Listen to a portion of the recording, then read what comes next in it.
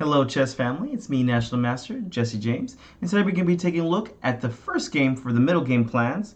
Have all your moves fit into a definite plan. Well, this is kind of a hard idea for a lot of chess players. I hear this all the time. I got past the opening, I don't know what to do. We're going to discuss about some ways to make plans for your middle game, and I guarantee this is going to help you out tremendously. Alright, well, let's take a look about some ideas, what you do whenever you finish development.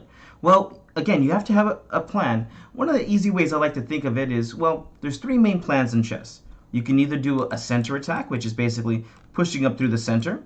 You could do a kingside attack, or you can do a queenside attack. Well, I think it's very easy after going over these games. What does it mean by a kingside attack? Well, kingside attack means we're probably going to be attacking our opponent's king. Something a little bit elusive, though, is what does it mean when we're going to attack on the queen side? Queenside is a different game altogether. A lot of masters will play this way because it's a little hard for people to understand. We're no longer trying to play to attack your opponent's king, but now we're playing for weak squares, squares on your opponent's side of the board that they don't control very well, or just trying to win a pawn, knight, or a piece, really. So these are the three main plans. Whenever you're looking at your game, look where your pieces are concentrated. It'll naturally tell you which way you should attack, whether you should go for a king side, you should go queen side, or maybe just go for the center. The good thing about controlling the center means that you can actually choose which way you want to go. You want to go kingside or queenside. Again, there'll be weaknesses that your opponent makes throughout the game. They actually help you make the decision of which way you should go. Well, with that being said, let's go and take a look at this game. Here Morphy's going to be playing with the white pieces, and he's playing a game against a few different people here. All right, here we go. Pawn e4, pawn e6. Do you know the name of this opening? Hopefully you do from one of our older lessons. This is the French defense. What's better than one pawn in the center? Of course it's two. Pawn to d5 gets played. And here, white goes ahead and plays e takes d5. A very strange move here. Typically, people are going to play e5 for the advanced variation. This grabs more space as you invade. Another good way to play is the Paulson variation, knight c3. Hoping that, well, if you take, I'll just take back. And it's not hard to see who controls the center. And, well, there's actually a few other ways that you can get a good game against the French. Not one of my favorite openings for black. Definitely my favorite whenever people played against me, though. So here he goes ahead and plays e takes, e takes. The reason why this is not too popular is because, well, after this, the game is pretty much equal. Not pretty much, it is equal, right? Here we see that white and black control the same amount of space. Well, let's not going to stop Morphy. Let's keep developing our pieces. Let's get ready to castle. What's the next piece we're going to move? Of course, knight f3 gets played. Black follows suit with knight f6. Next piece we're going to move is our bishop. Where's the best place? Of course, it's going to be bishop to d3. Here, the bishop's going to be attacking h7. Now, this is an important square because, well, when the king is uncastled, f7 is the weakness. When the king is castled, h7 is the weakness. So you can see the bishop's already aimed over toward that square. For those of you who were thinking maybe bishop b5 check, already not too good a move. Remember, think about your opponent's moves here. Here, black simply plays pawn c6, and the bishop needs to move away. If you think about putting it back, well, now your bishop's just going to be aimed at this wall here, and, well, this wall is too strong for you to push through. So the best square for the bishop was bishop to d3. Black continues with bishop d6. This is another reason why you don't want to play these kind of positions. You see how it's symmetrical? All the pieces are lined up the same. If you want to play for a win in chess, you have to create some kind of imbalance, whether that's a pawn move or even developing your pieces different ways. If you play the same thing as this is happening right now, you get the same ideas, so it's really hard to beat when you have the same ideas, right? You basically are waiting for your opponent to make a mistake. At some point, the game needs to vary. All right, well, let's keep it up. White goes ahead and castles. Black goes ahead and castles. And Morphy keeps up his develop knights before bishops. Knight to c3. And here, black makes his mistake of the game. Here he plays pawn to c5. This gives white one of the three different, this enables white to give black one of the three different types of pawn weaknesses, which we will be going over in rule number 3 of the middle game. But just so you know, the three different types of pawn weaknesses in chess are going to be a backwards pawn, a double pawn, and in this game, the isolated pawn. Double pawns, backwards pawn, and isolated pawn. Here, Morphy simply gives his opponent an isolated pawn by playing d takes c5, of course. Bishop takes back, and here we have the isolated pawn. What is an isolated pawn? An isolated pawn is a pawn that has no pawn next to it. It can never be defended by another pawn now. So this needs to be constantly defended by its other pieces. See, and big pieces don't really want to be taking care of pawns, right? These guys want to attack. So this is the first weakness that Morphy was able to create. Well, first things first, let's keep developing our pieces. What's the next thing we want to move? It's our dark square bishop, of course. We see that this is the last minor piece of the knights and bishops, the minors, that we want to develop with the threat. Bishop to g5. Awesome move, making a pin toward here. This knight is one of the main defenders for d5, so this makes a lot of sense. And here plays the correct idea. He goes ahead and plays something like bishop e6. If you play a little lazy, let's just say something like knight to c6. Here there's already some tactics. Can you see how you can win a pawn here? This one is a little difficult. Feel free to push pause if you want to. Here white has the amazing move, knight takes d5. Wait a second. This is being defended twice. Well, if you play knight takes d5, you just lost the game very fast with bishop takes. Okay, so no worries. I'll just go ahead and take with my queen. Queen takes d5. Here, bishop takes f6. So this is going to mess up your opponent's king side. And here, black has to move the queen away. What happens if we take? White to move and win. Here, the queen wants to take the queen, but the bishop's in the way. Simple chess. Bishop takes h7 check. It doesn't matter if the king takes or not. You just lost your queen here. So very nice tactics. Again, all based off this one weakness. Again, once you know your opponent's weaknesses, you can start coordinating your pieces for the attack. So, in the game, black overprotects and plays bishop to e6. Now there's no more of these kind of ideas. Well, let's keep developing our pieces. What's the next piece Morphy wants to move? You want to develop your queen to connect the rooks, and then get your rooks into the game. Let's see here. We want to move the queen. Where's the best square for it? Should we go to e2 or d2? We want to get off the first rank so that the rooks are connected and they can defend each other. Should we go d2 or e2? Does it really matter? Of course it matters. Trick question. I always like to tell my students, if I ever ask you if it matters, it always matters. So here, which one is best? Easy way to think about it is, where's your opponent weakness? Should we go to e2 or d2? Well, we want to keep the queen attacking the d5 pawn because that's the weakness, so queen d2 is the move. Notice if you already play an inaccurate move like queen e2, black is happy. Why? Develop with the threat. Now black has the discovery for the open file here. Although queens like open files here, you have to be careful. The counterpart was ready to attack against you. So queen d2 gets played. Now the rooks are being connected. Black to move. Black keeps it up. Knight c6. And now we're going to develop our rooks. Where's the best place for our rooks? Rooks like open files. Where should this rook move to? Where should this rook move to? A lot of players that are beginners don't really think about this, and they just develop real fast. And the problem that you can have in this is, well, yes, d5 is the weakness, and let's just say we go rook after d1. Ugh, now you've actually messed things up. Why? Well, this rook now has no open file to go to. It can only go to b1 or c1. So here the proper place for the rooks is the rook goes to e1 for the open file, and this rook goes to d1 to attack against your opponent's weakness. So you have to do it in the correct move order. Rook e1 will get this file, rook d1 will get this file. Again, if you're not paying attention, rook e1, now the f rook can't get out. So you got to think ahead before you develop your rooks. Which rook should we move first? Does it matter? Of course it matters. Always look at your opponent's weaknesses. Should we go to d1 or e1? Where's the weakness at? It's on d5, so let's go ahead and develop and get ready to attack this pawn. Again, we just want to get into the habit of this. Although every move may not matter for this, it's a good habit to get into because sometimes it does matter. All right, here we go. Rook a to d1. Black played bishop b7, trying to get out of this pin here. This is very annoying for black. Of course, we're going to develop our last piece, rook f to e1. And black wastes some time here. He plays pawn to a6. Be careful about making these moves like a6 and h6. Here h6 is already a very bad move because, well, there's sacrifices against it. But a6 here is, I guess it's stopping knight b5. Was white going to play knight b5? Maybe, but even if they go knight b5, there's nothing really one knight can do to attack a whole army. So this is just a waste of time. Remember, keep developing your pieces as fast as possible. Here you can see white has the beautiful pawn structure where no pawn is moved. You only move your pawns when you've run out of ideas to keep bettering your position without it. In the endgame, we'll find out any pawn move forward can create a weakness, which can't lose in the endgame. All right, well, black went ahead and played pawn e6. It's now white's turn. What do? We've now developed our pieces. We got to develop a plan here. We've already done our opening plan, but now we got to do our middle game plan. A good idea, like I said, is try to find a weakness and attack it, or think about it. You can go for the center, the queen side, or the king side. Oh, I did that backwards. The king side or the queen side. Well, if you know Morphy, we know what plan he's going to do. He's going to go for the kingside attack. Well, what do we focus on the kingside attack? H7, as I said earlier, was the weak square there. So here Morphy does a very nice idea. He's going to maneuver his queen over to the king side to attack h7. Look for a two-move maneuver to attack on h7.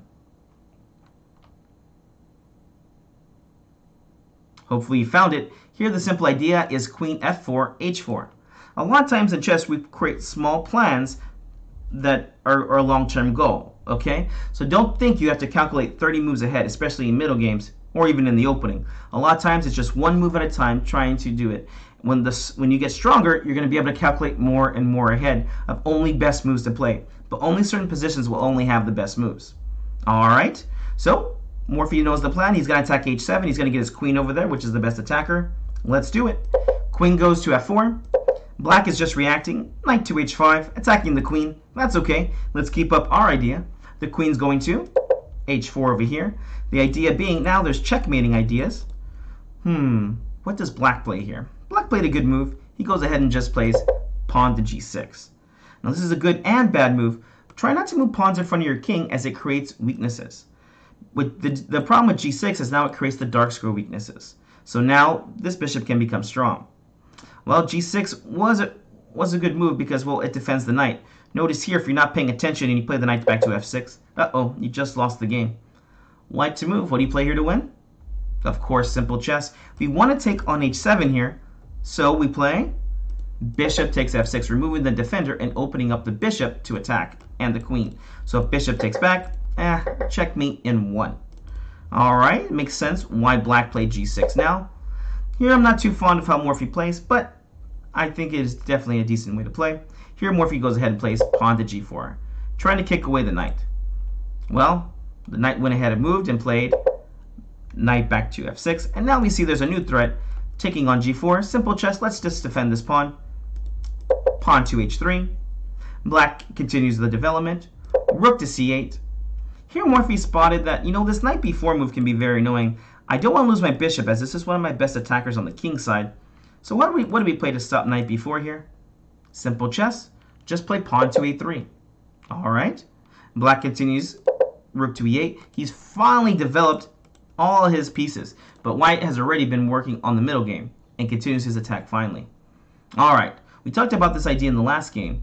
Look at your pieces and say which one is not doing its best job. And then we're going to relocate it to a square where it does something.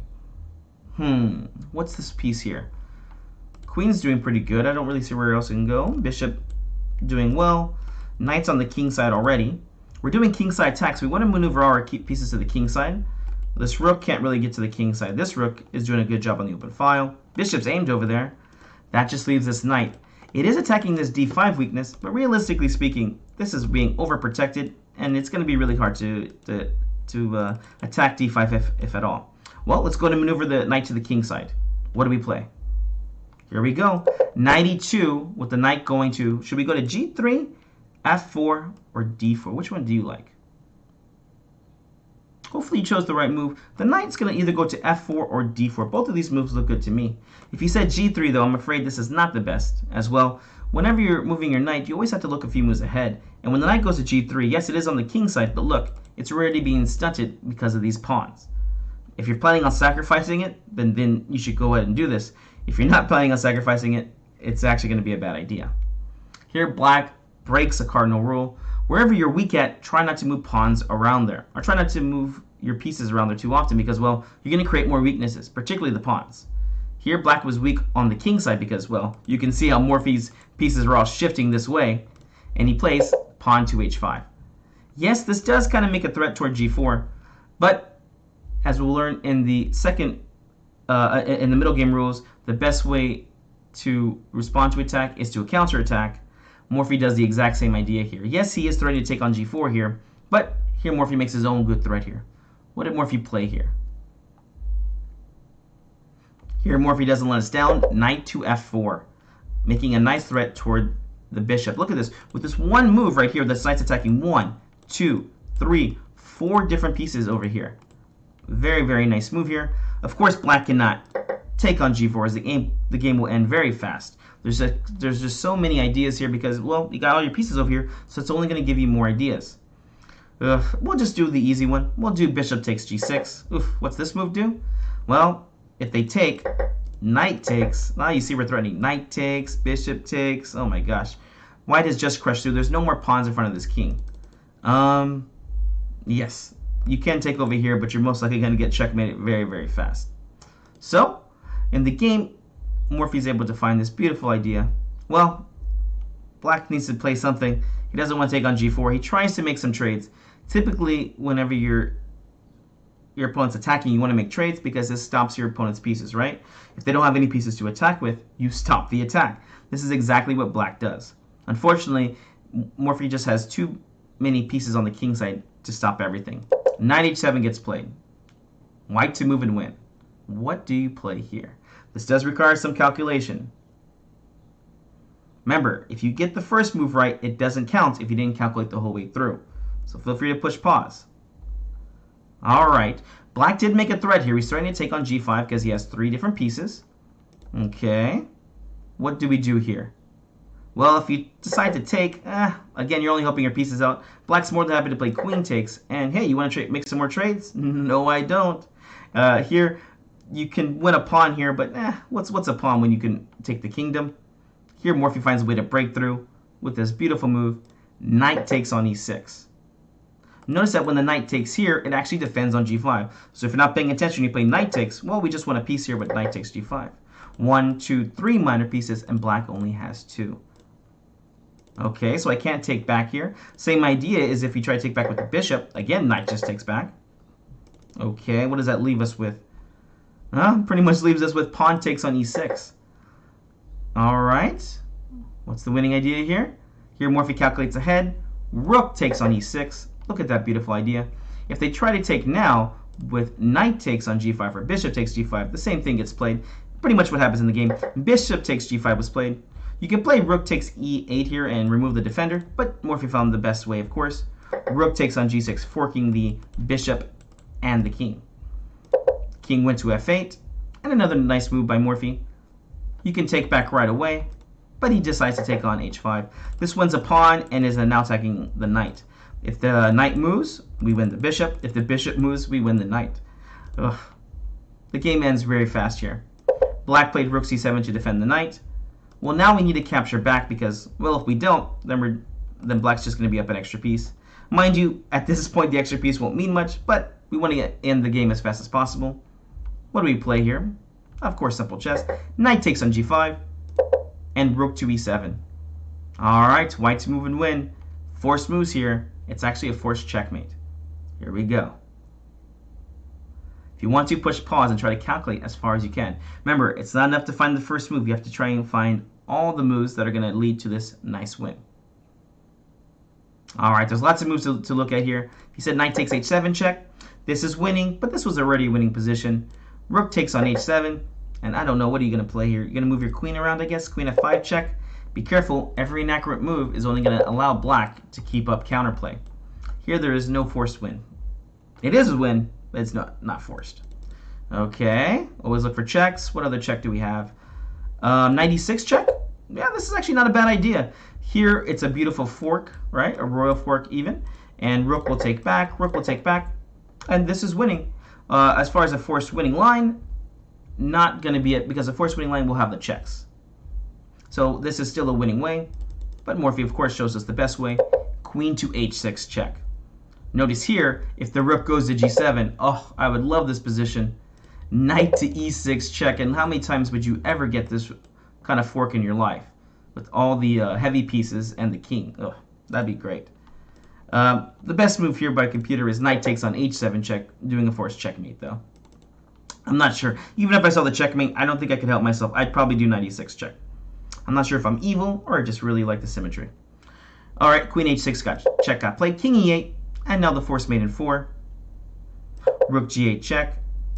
King to d7. Can you see the checkmate here? Checkmate in 2. When you're hunting your opponent's king, it's always good to look for their escape squares. In this one, it's actually the c8 square. So what do you play here? Don't allow the king to escape. Yes, I know some of you guys are screaming at me, we can just take the queen. Fair enough.